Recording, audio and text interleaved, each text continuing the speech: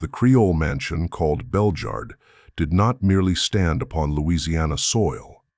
It loomed, a white-columned spectre that seemed less a house than a monument to human suffering. Its wraparound galleries, draped in peeling paint and thick with creeping ivy, masked decades of orchestrated cruelty behind the facade of gentility. Bellegarde's beauty was a lie, and everyone who labored beneath its roof knew it. For 15 years, Isabella had breathed that lie. She had first crossed its threshold as a child of 13, torn from her mother's arms during a sale in Baton Rouge. What had been promised as house service, a reprieve from the dock sugar fields, had revealed itself as another kind of bondage. The girl became a shadow, moving through corridors polished to a gleam, trained to silence and obedience until her dignity seemed all but extinguished. At 28, Isabella bore the stamp of years survived rather than lived. Her beauty was the kind plantation mistresses pretended not to notice yet, secretly envied. Skin of warm café au lait, the legacy of tangled ancestries. Eyes dark as polished walnut, revealing nothing of the intelligence smoldering behind them. She had perfected the art of invisibility at dinner parties where she anticipated every whim before it was spoken. Her French flowed flawlessly, polished in the background hum of elite conversations she was forbidden to join. But Bellegarde was more than architecture and ritual. It was a crucible of cruelty, presided over by Madame Celeste Bogard, a widow who had inherited both the estate and her late husband's debts 3 years prior. Celeste's grief had curdled into rage, and that rage sought its outlet not in creditors or circumstance, but in the human beings she owned. Where other plantation mistresses cloaked dominance in a feigned maternalism, Celeste stripped away pretense. She weaponized humiliation as management, turned punishment into entertainment, and fastened her sharpest attentions upon Isabella. For the young woman, mornings began before dawn with the delicate preparation of her mistress's breakfast tray. She learned to wake Celeste without triggering volcanic moods that could erupt into hours of degradation. The widow's chambers, adorned in imported silks and ostentatious furniture, testified to a vanity that had driven the family into financial ruin. At its center gleamed the mahogany bathtub, fitted with costly plumbing for steaming baths that Celeste insisted were vital to her health and status. It was Isabella's duty to preside over those baths, rituals that went far beyond hygiene. They became ceremonies. Every gesture, from adjusting water temperature to smoothing perfumed oils over her mistress's pale arms, was mined for potential error. A slip of the hand, a moment's hesitation, could summon an insult or a blow.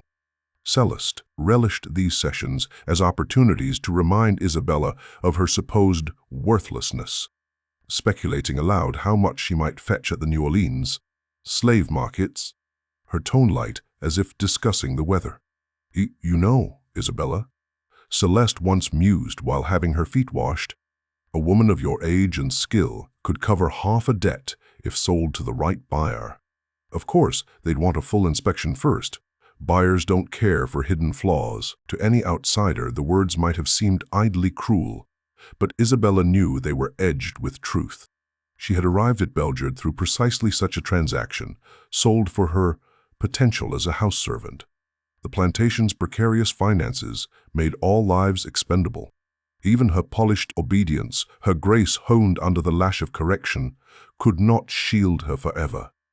Still, she endured. In her silence, she nurtured a watchful intelligence. Among the small cadre of house servants, Marie the cook, Jacques the butler, and young Plet, just risen from the fields, Isabella emerged as the unspoken guide. She read the shifting winds of Celeste's moods, diverting tempests when she could, cushioning blows when she could not. To the others, she was a shield. To herself, she was a ghost, present in body, but absent from joy. By the winter of Etienne Babite Sansewu, whispers spread through the quarters. The Bogard fortune was crumbling faster than anyone guessed. Field hands were sold to cover debts. Rumors thickened like smoke. More sales would follow, come spring. And Celeste, who had long delighted in Isabella's poised resistance, seemed intent now on breaking her completely. Isabella learned, in those shadowed months, a truth she had not dared shape into words. Obedience alone would not secure her survival. Even flawless service could not appease a mistress hungry for power and desperate for coin. The rituals of humiliation that filled the marble bathroom were sharpening into something more personal, more dangerous. And one evening, as she knelt beside the steaming bath, watching Celeste recline in smug vulnerability, Isabella felt the faint stirrings of an idea, a possibility that shimmered like heat in the heavy Louisiana air. The same water that had borne her humiliation might yet become an instrument of justice. Life at Bellegarde followed rhythms older than the oak trees that shaded its galleries. But those rhythms were dictated not by nature, nor by the grinding wheels of the sugar mill, but by Madame Celeste Bogarde's moods.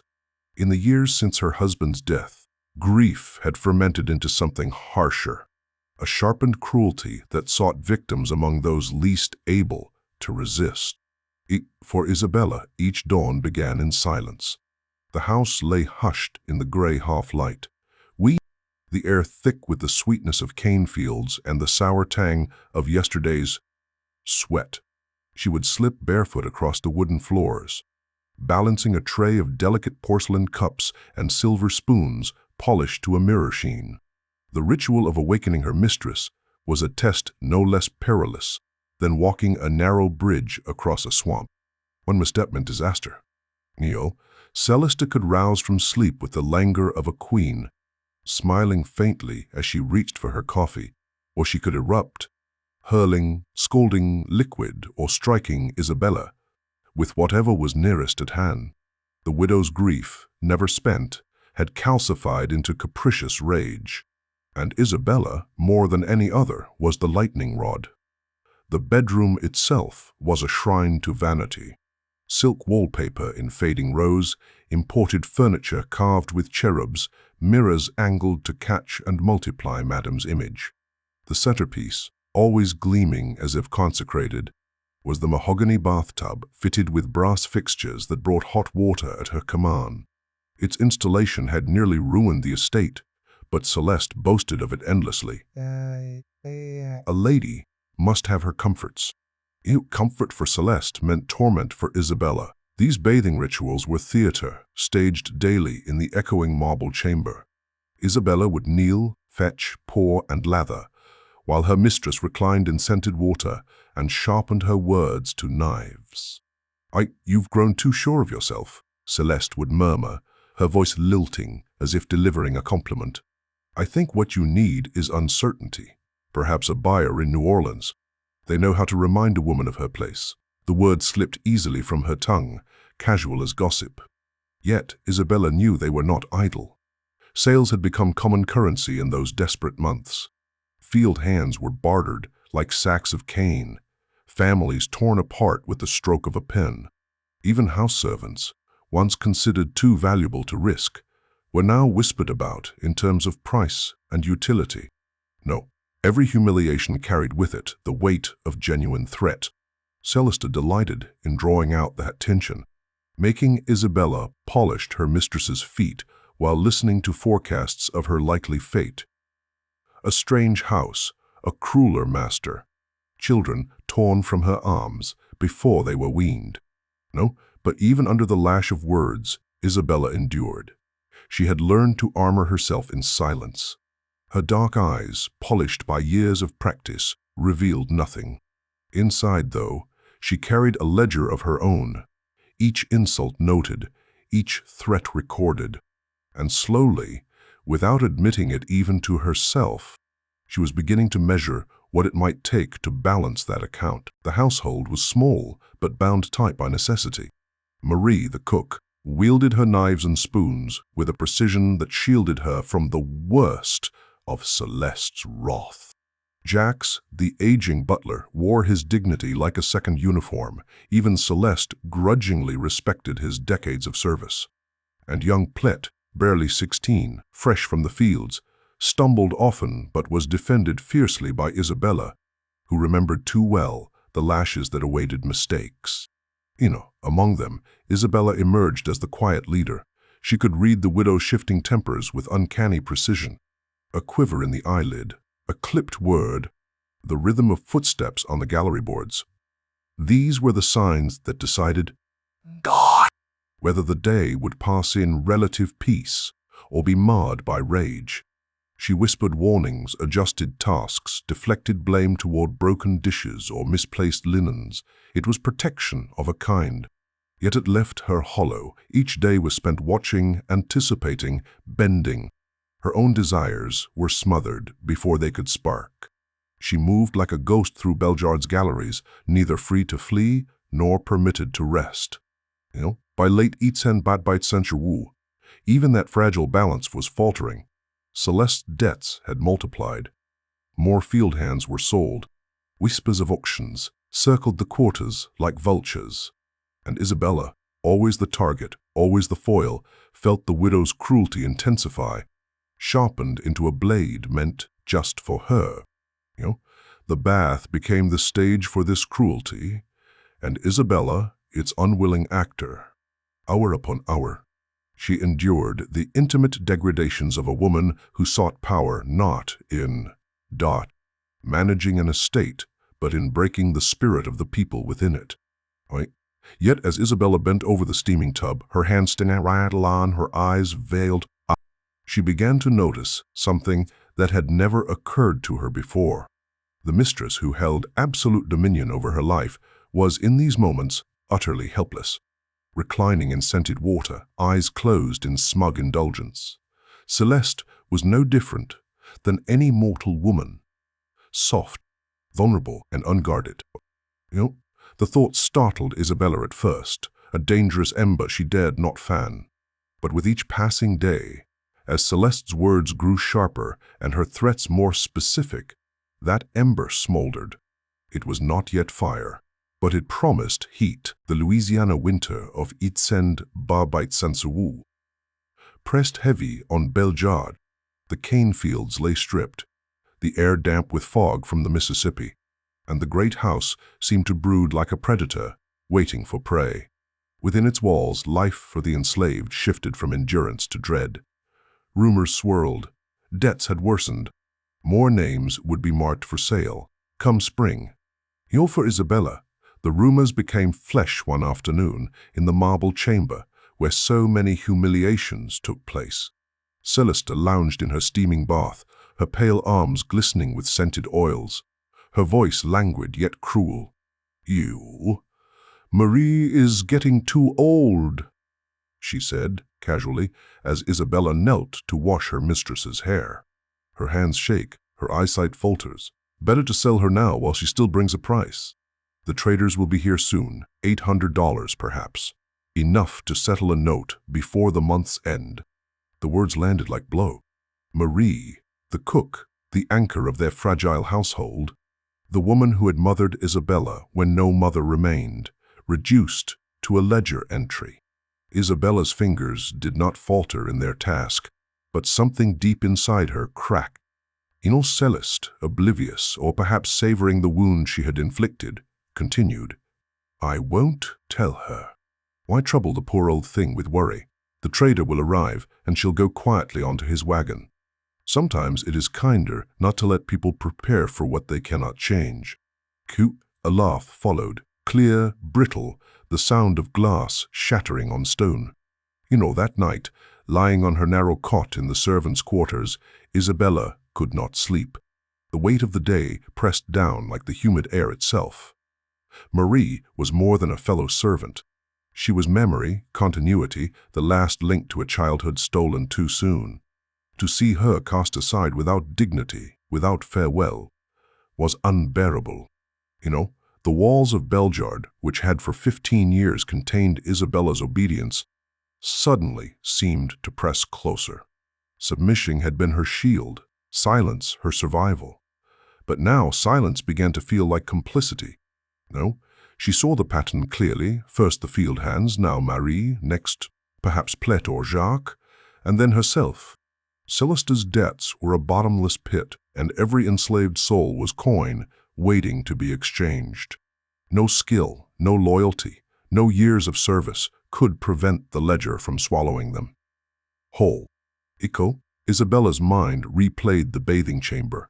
Celeste's body reclining in water, exposed and helpless, while venom dripped from her tongue. It was in those moments, ironically clothed in luxury, that her mistress was weakest. Surrounded by perfumes, by steaming warmth, Celeste became no more than flesh that could be held beneath the surface until it stilled. The thought no longer startled Isabella. It settled within her, cool and solid, like a stone sinking in still water.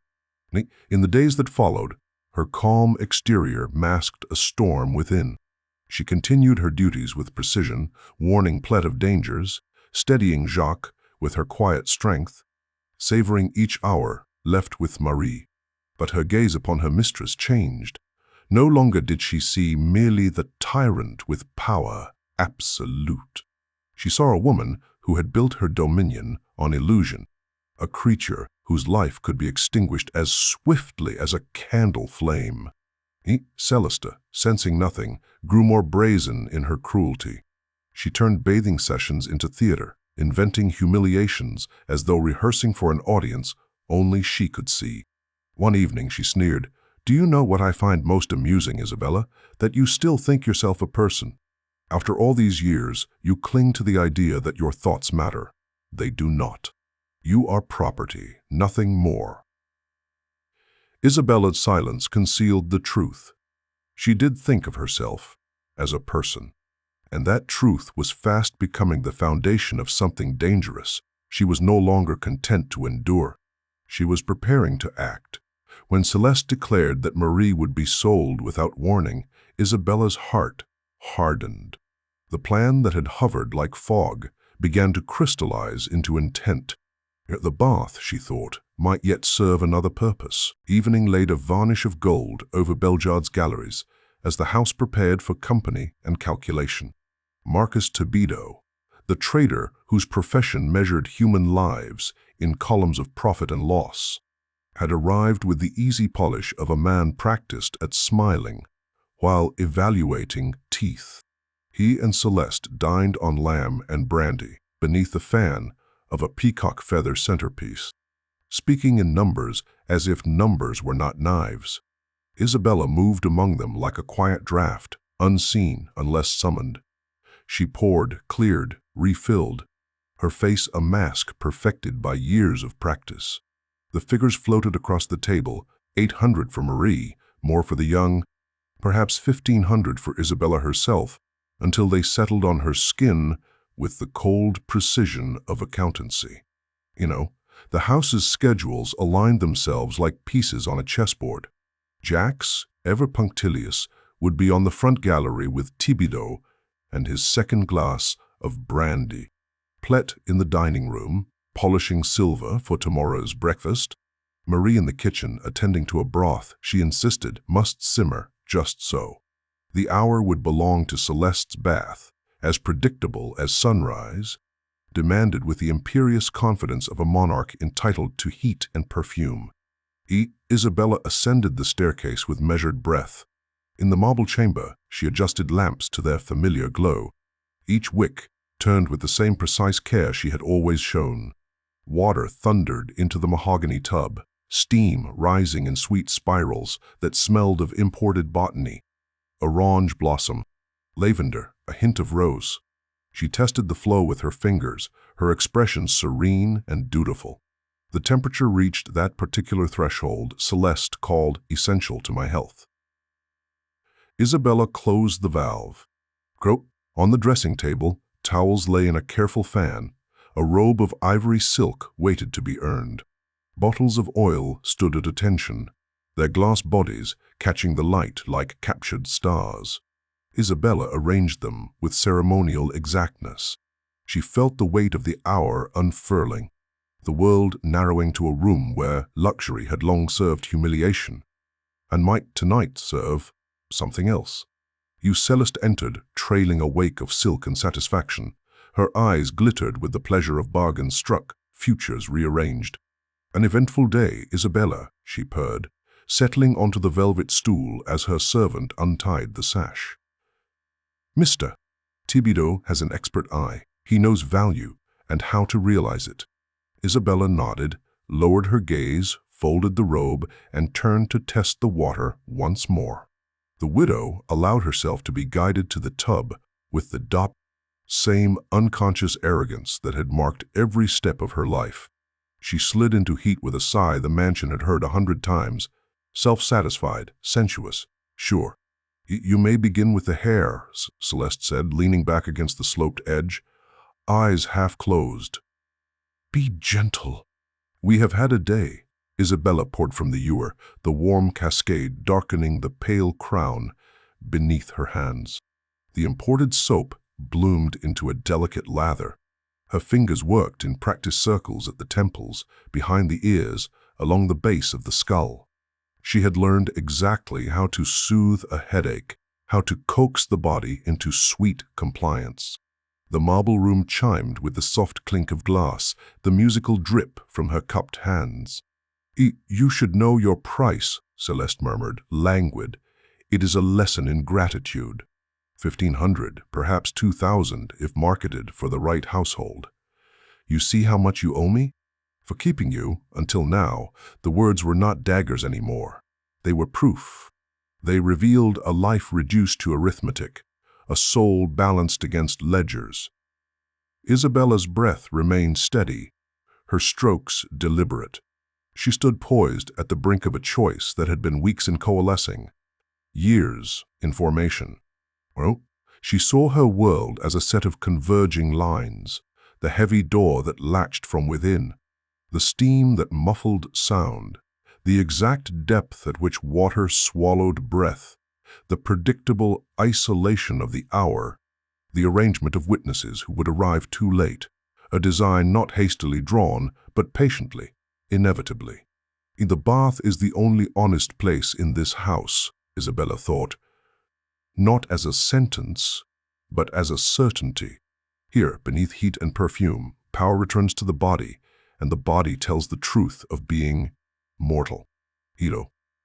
She rinsed the soap from Celeste's hair.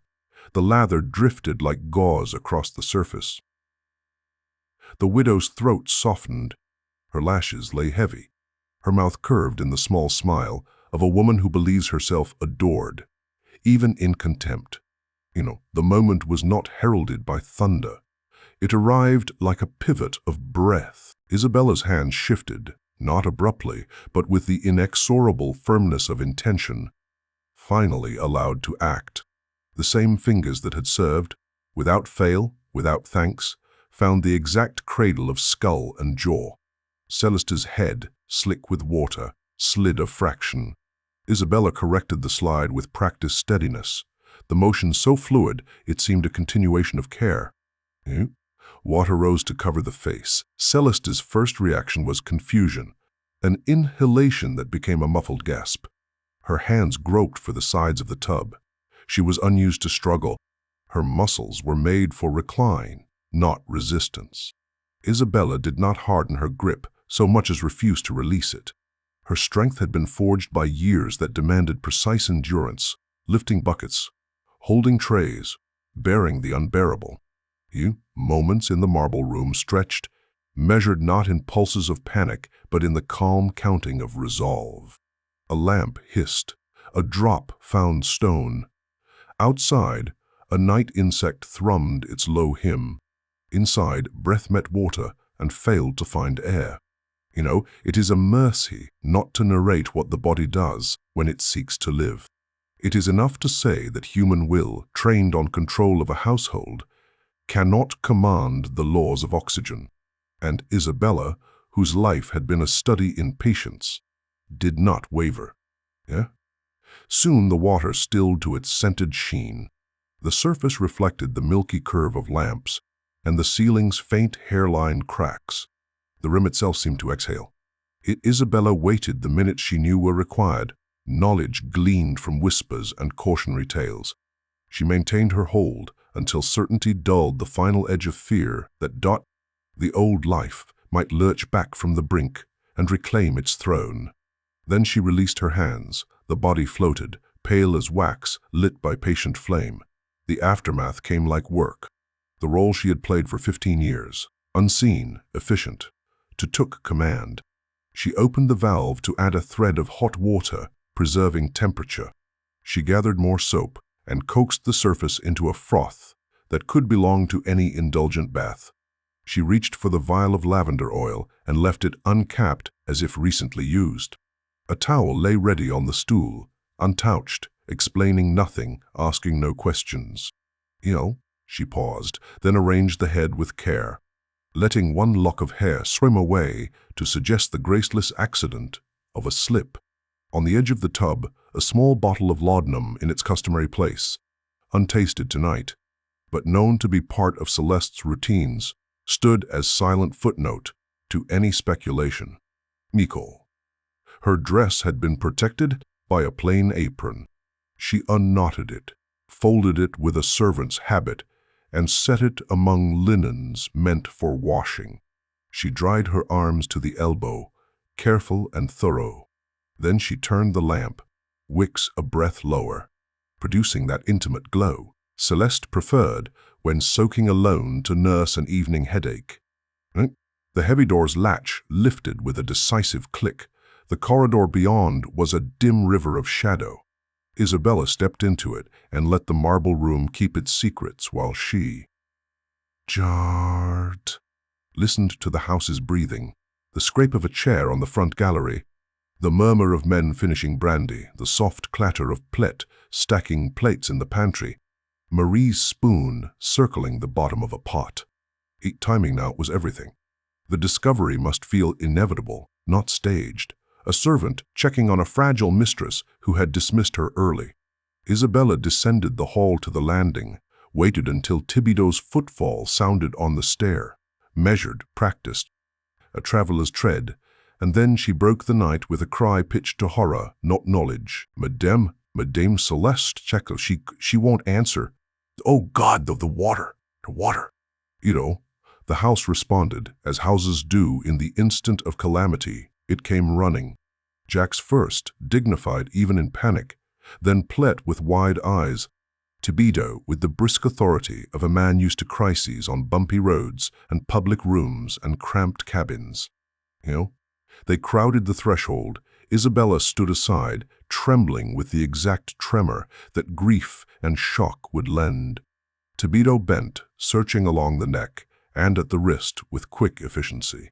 He frowned, then composed his speech, already constructing the narrative that would best suit the white world's need for explanation. She slipped, he said finally, voice sober, almost tender with practiced certainty. Struck her head, likely unconscious before she knew she'd gone under. These extravagant tubs are risk enough when used alone. Jax crossed himself, the movement neat, automatic. Plet gripped the doorframe and stared as if the marble might speak. Isabella lowered her face into her hands and let her shoulders shake. In the hours that followed, procedures moved like clockwork wound for just such emergencies. A messenger galloped for Sheriff Boudreaux. Lamps multiplied across the house. Sheets were fetched to keep the body decent until a physician could confirm what Thibodeau had already declared. Quiet was requested and astonishingly observed. The sheriff arrived before midnight, damp with the road, a man familiar with paperwork and sorrow that presented itself wearing silk. The interview took place in the formal parlor, a room gilded for occasions that never imagined this one. Thibodeau gave his account, Jacques his, Isabella last, with a servant's economy of words and a servant's long memory for detail. She complained of a headache, Isabella said softly, hands folded in her lap. Asked to soak alone. She sent me away, sir. I waited nearby. When she did not ring, I went back to look in. The door, she swallowed. It was quiet. I called her name. She did not answer. Boudreaux's pencil scratched across his small leather book. He asked more questions than the others had ventured, because it was his profession to do so, and in each answer he found an arrangement that suited the logic of the scene. He noted the laudanum. He nodded at the tub. He accepted the weather's claim to slipperiness. By dawn, a report bore its official verdict: accidental drowning following a fall. The paper's language sat on the mantel, as sober and tidy as an obituary, while the mansion exhaled into hushed chaos. The day had begun, so had something else. Isabella stood at the rear gallery when the first light came thin over the cane. Breath moved through her like a tide returning, not joyous, not triumphant, something steadier. The balance of the world, long skewed to cruelty, had shifted by increments of courage and design. She did not think of the act as revenge. She thought of it as an ending that permitted other beginnings. Behind her, the house rustled with new orders, new anxieties, new arrangements waiting to be made by whoever would step into the vacuum. Celeste's absence opened. Before her stretched fields that once devoured human strength without apology. Between them stood a woman who had learned the art of waiting, and, at last, the necessity of choosing. The water kept its counsel, the household rehearsed its alibis, and somewhere within Isabella, a door long barred swung inward to a room she had not entered since childhood. A room not of safety. Such rooms were rare, but of possibility. Dawn found Bellegarde veiled in mist. Cypress trees bent beneath dew, and the mansion, normally so haughty in its white-columned pride, seemed diminished, its silence no longer commanding but tentative, as though aware that the woman who animated its cruelties lay cold upstairs. Word traveled swiftly. By mid-morning, whispers had spread from the kitchen to the quarters and out into the cane fields. Madame Celeste was dead. Slipped in her bath, the tale said, struck her head and drowned. It was an accident, tragic but not uncommon. The slaves spoke the news in hushed tones, careful, almost reverent, not from grief, few mourned, but from the dangerous electricity of uncertainty. For when a mistress died, the lives tethered to her estate shifted like cargo in a storm. Sheriff Boudreaux had remained through the night, a portly man with spectacles that fogged in the damp, weary with long practice. He had examined the chamber with a tradesman's eye, checked the bruiseless skin, noted the bottle of laudanum uncapped on the dressing table. His verdict, written with slow strokes in his leather-bound book, read like so many before it. Accidental drowning, probable faint following ingestion of opiate tincture. Thibodeau supported this conclusion with the weight of reputation. "I've seen it before," he told Boudreaux with measured sympathy. "These elaborate tubs, slippery, dangerous, alone, a lady might lose her footing, proper help did not help." His words, spoken with professional certainty, wove themselves into the official account. The slaves were questioned in turn. Jacques's voice carried its habitual dignity, his age lending credence. Plet stammered, his youth excused as nerves. Isabella last recounted her tale, how Madame had complained of a headache, dismissed her early, preferred to soak in peace. How she, faithful servant, had waited nearby, worried when the house grew too quiet. How she discovered the stillness and cried for help. Her delivery was flawless. Years of silence had taught her how to perform without seeming to perform, how to let her voice quaver just enough, how to hold her hands in still composure when Boudreaux's questions sharpened. She was grief made flesh, or so it seemed. The sheriff, whose work required tidy conclusions, nodded. By sunrise, the official report was sealed, folded, and filed. Bellegarde's mistress was written into history not as a tyrant brought low by the hand of one she tormented. No, but as another wealthy woman felled by vanity and porcelain. Yet the true aftermath unfolded not in documents, but in the corridors of the mansion itself. Jacques assumed command of practicalities, summoning undertakers, directing furniture draped in black cloth, arranging that messages be sent to Celeste's kin in New Orleans. He told Isabella, almost gently, "You will write the letters. Your hand is neat, your phrasing proper." The irony did not escape her. She, the killer, would announce Celeste's death to those who would inherit her body as property. Utibedo, restless, lingered longer than custom required, his plans delayed by the disruption of his trade. He prowled the galleries like a cat denied its meal, making notes, recalculating losses. But even he deferred to the sheriff's report. Without evidence of foul play, there was no profit in suspicion. Marie, when she heard the news, crossed herself and whispered, "God is merciful." Her voice held no fear of punishment for speaking ill of the dead. In the kitchen, among pots and firelight, she allowed herself to exhale for the first time in years. She did not ask Isabella how it happened, and Isabella did not tell her. The truth passed between them without words. For Isabella, the days that followed were both perilous and strangely liberating. She played her part as grieving servant to perfection, her eyes lowered, her voice hushed. Yet inside her a calm had settled, the calm of a storm that has broken, leaving clear air in its wake. She had not merely survived Celeste's reign, she had ended it. The mansion seemed to know. Its halls, once vibrating with the sharp echo of the Mistress' commands, lay strangely muted. The marble chamber, where water had served both humiliation and justice, retained its silence, as though complicit. Even the great mirrors of the bedroom reflected a quieter house, stripped of the venom that had animated it. But freedom was not yet secured. The estate now belonged to the courts until rightful heirs could be established.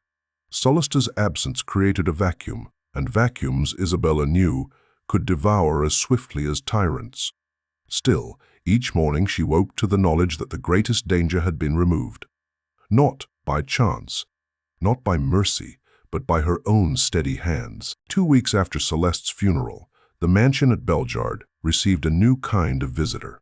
Not a planter come to court favor, nor a trader tallying flesh, but a lawyer, an elderly Creole named Monsieur Dufresne, sent by the courts to stabilize what grief and debt had left in ruins. He arrived in a carriage scarred by travel, his cuffs ink-stained, his eyes sharp but weary, with years of inventorying the fortunes and failings of Louisiana's landed families, where Celeste had governed through whim and cruelty. Dufresne dealt in ledgers and lists. His gaze lingered not on people, but on numbers, on the condition of sugar boilers, on the cost of repairs to galleries, on the fluctuating market value of human chattel. He saw no sport in domination. He sought efficiency. To the enslaved, it was a cold mercy, not kindness, but disinterest, which in practice felt lighter than Celeste's endless need to wound. Isabella, cautious, watched the rhythms of the estate shift beneath this new steward. No morning summons to the marble chamber. No shrill accusations hurled across polished floors. The silence felt startling, almost unmooring. But with silence came opportunity. The lawyer needed guidance. Celeste's papers were in chaos, receipts stuffed into ledgers, correspondence unsorted, debts hidden behind florid notes. The mistress had lived for appearances, not for accounts. Jacques, competent in his way, had no patience for numbers. Marie, though shrewd, could not read. Plette was too young, too green. So it was Isabella who stepped forward, cautiously at first, offering fragments of knowledge, where the sugar records were stored, which merchants had extended credit, which ships had been expected last season, but delayed. Dufresne, surprised, asked questions. She answered with precision. He tested her further, dates, weights, sums, and found her steady. Her literacy, concealed for years beneath layers of obedience, revealed itself by degrees. She read aloud correspondence in careful French, drafted replies under his dictation, tallied figures with neat script. Dufresne, practical above all, accepted her skill without sentiment. He did not marvel that an enslaved woman could read. He simply used her as he would a well-balanced scale. Yet in his cold reliance lay a paradoxical gift, authority. The days that once began with soap and humiliation now began with ink and calculation. Isabella sat at the broad desk in Celeste's former parlor, her hands no longer washing but writing. She deciphered contracts, explained household practices, recorded inventories of cane and cattle. Dufresne leaned on her knowledge of the estate's inner workings. Knowledge gleaned not from ownership, but from years of enforced attention. Evenings, once dreaded for the summons to Celeste's chambers, stretched into hours of her own. She read from the mansion's neglected library, smoothed pages that smelled of dust and ink. She whispered letters to herself by lamplight, teaching Plet to trace them on scraps of parchment. In the kitchen, Marie spared the auction block by legal complications, regained her vigor, humming again as she worked, which was the household, for the first time in years, moved with a rhythm that was weary but not terrified. Isabella did not mistake this reprieve for freedom. She remained property, her name written in the estate's ledgers among livestock and land. Yet she felt the ground shift beneath her. Her counsel mattered, her pen carried weight.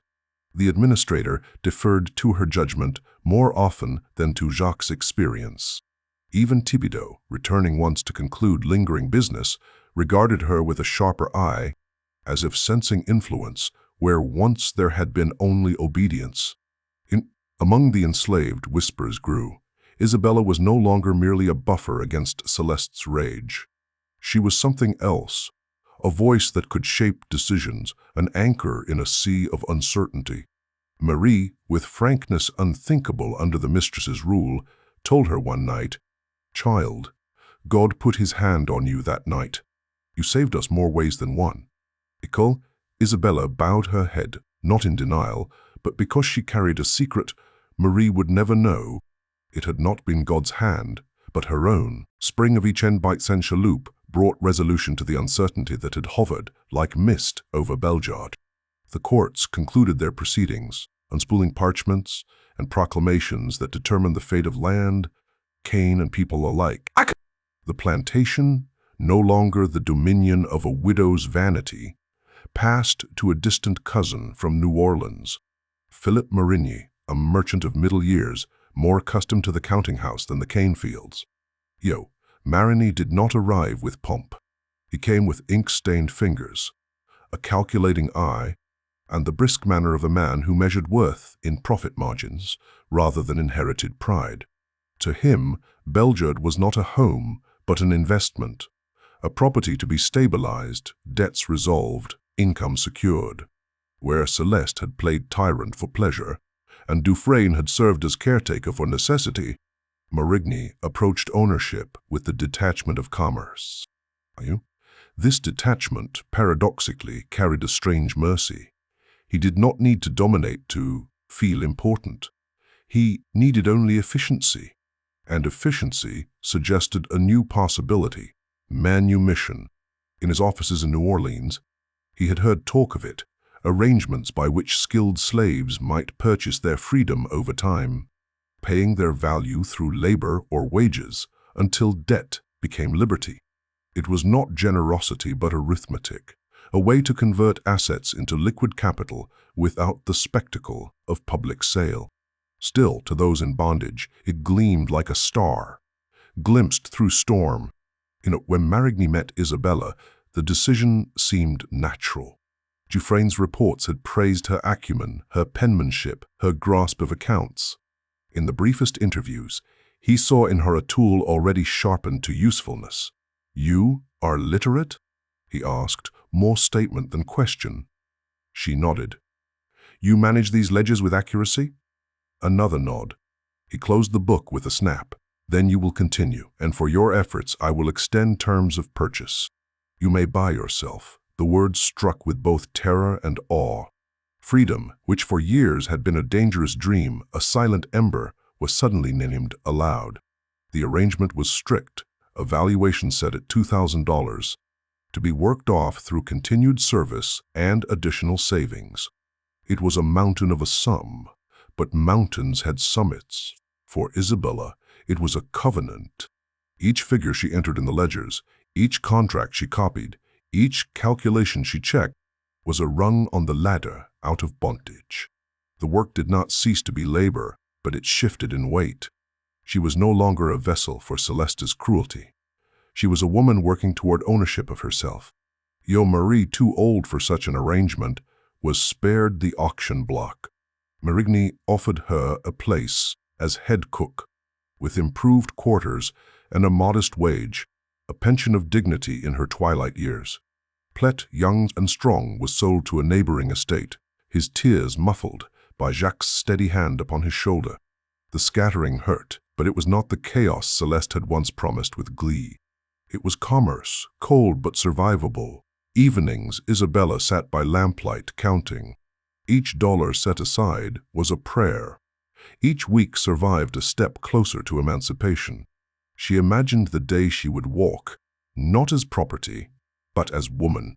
She imagined standing in a courthouse, receiving papers that declared what she had always known in her heart, that she was not chattel, but human, capable of choice, of destiny. Her hands, once instruments of service, had drowned a mistress. Now they tallied her way toward freedom. Both acts required precision, patience, resolve. Both were born of necessity. October of Ichenbadbite Sancergiot dawned warm and windless over New Orleans, the city's spires and roofs etched against a sky the color of boiled sugar. Isabella stood in a courthouse corridor where the air smelled of ink and damp stone, a folded handkerchief clenched in her palm. Her dress was plain, her posture steady. She had brought with her not witnesses but sums, a ledger of years translated into dollars, each figure earned through work that had transformed servitude into a staircase. Young Philippe Marigny arrived with his lawyer, impatient and perfumed, the way men of commerce are when they are kept from their counting houses. He nodded at Isabella as one nods at a useful instrument. No warmth, no malice, only recognition of a transaction completing itself. Clerk called her name. The room within was austere, a table, 2 chairs, a crucifix, shading the wall with a thin, benevolent shadow. Papers lay stacked like bricks, awaiting mortar. The lawyer's voice droned through phrases that had crushed countless lives.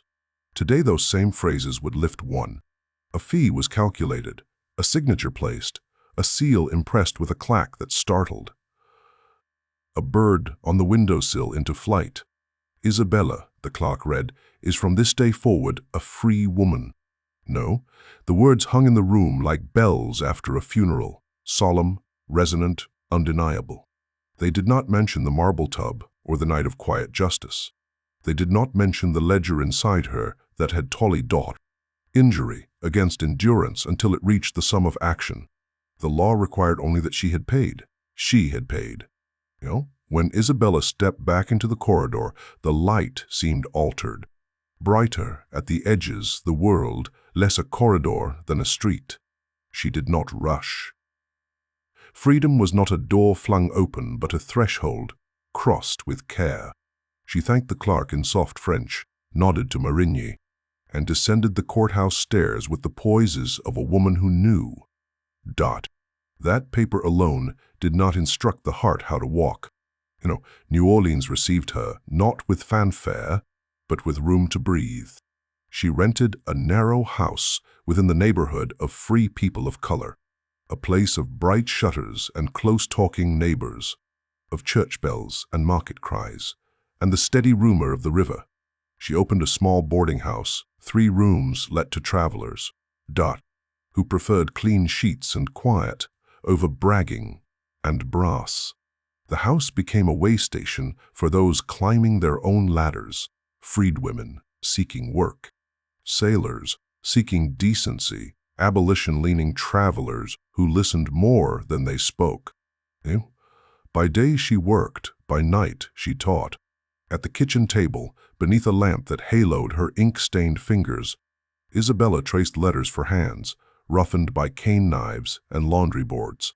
She explained contracts and receipts, walked newly freed men and women through the shapes of their own names so that signatures might replace X's. She wrote petitions, copied wills, advised on the plain arithmetic of survival. Knowledge became her second emancipation, the kind that multiplies itself by being given away. She did not marry, not because love had no place in her. There was a vast country of tenderness within her, but because she had promised her strength to a larger task, to ferry others across the same dark water she had once crossed alone. They came to her in the evenings, women with bundles, men with hope wrapped in a hat, two sisters with the same scar across the wrist, a boy with a voice too old for his face. They left steadier than they had arrived. Inkle. In quiet hours, when the boarding house slept and the streets were thin with moonlight, Isabella would stand by the window and let memory pass before her like lantern light on water. She did not seek it, but she did not turn it away. The marble room, the hush after, the breath she had held for 15 years, released at last. Not triumph, not regret, something else, a comprehension of the price of dignity, paid in private coin. News from Bellegarde traveled downstream in eddies. The plantation had limped along for a time, then faltered as war rumors thickened into inevitabilities. By the time Cannon spoke, the grand house had already begun to rot at its edges. Vines colonized the galleries. Shutters sagged. A wedge of swamp reclaimed a corner of the sugar road. Those who had survived Celeste's reign scattered. Some to neighboring fields, some to city workrooms, some into the uncertain freedom that war and law together would one day codify. Isabella lived as if time were a linen she ironed flat, careful, patient, exact. The boarding house prospered modestly. Her ledgers balanced. Her neighbors came to her when papers frightened them. The city's weathered music, river songs, church choirs, market banter, braided itself into a daily liturgy. Some evenings, Marie's memory would arrive like the breath of warm bread from an oven just opened. Isabella would smile, light a candle, and write another letter for another person who had no one else to ask. The past did not vanish. It simply learned to stand behind her, hands folded, quiet. Years passed as a rosary of ordinary days. Isabella grew into a figure the neighborhood trusted, a woman of crisp handwriting and uncompromised truth, quick with counsel and slow with condemnation. She kept her rooms clean, her accounts squared, her lamp steady. When the law at last declared what she had known in her marrow, that slavery was an abomination to be named and ended, she did not cheer in the street. She baked bread, set more places at the table, and kept the lamp burning later for those reading their first contracts by trembling light. On march, Shru each and Bodbite Loshati, in a bed warmed by quilts pieced from dresses long worn out. Isabella died the way all the best stories choose to end, in sleep, with work finished for the day and tomorrow's list unwritten. She was 59. Friends, boarders who had become family, women who had learned to sign their names at her table, a seamstress who owed her shop to Isabella's steady advocacy, walked with the small procession to St. Louis Cemetery, number R. They laid her beneath a modest stone that declared only what mattered. She chose freedom. The city went on. Boats docked and cast off, markets opened and closed. Music took to the evenings with trumpet and drum. In a different parish, Bellegarde continued its slow undoing. War had accelerated the ruin, but neglect completed it. The white columns, once proud as spears, stained and split. The galleries leaned. The marble bathroom, scene of both cruelty and its redress, held its shape longer than the rooms around it, as if stone remembered more faithfully than wood.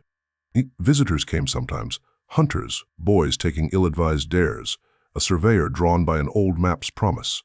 They found the tub still seated in its cradle of cracked tile, its brass dulled to the color of tarnished moonlight. Dust lay like a lace shroud over the fixtures. if a breeze found its way through the broken panes at just the hour. When heat and damp conspired, a film of moisture would gather in the basin, and the light would make of it a thin, wavering mirror. Those who peered into that shallow water said they felt a strangeness there. Not superstition. Exactly, but the sober presence of a moment when history had tilted.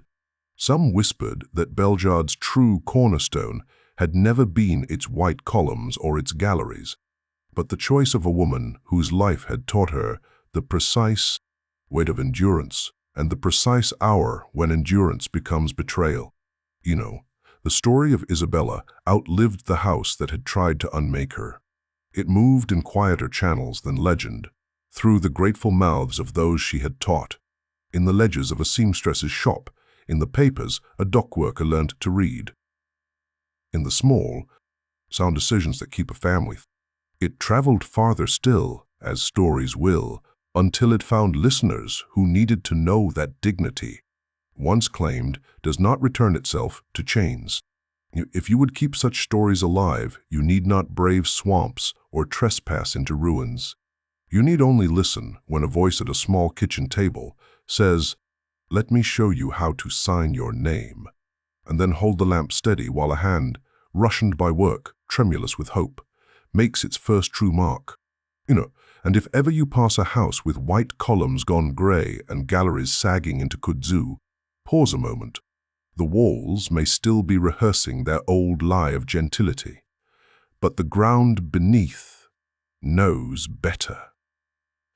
Somewhere, water remembers. Somewhere, a steady pair of hands have taught it to tell the truth.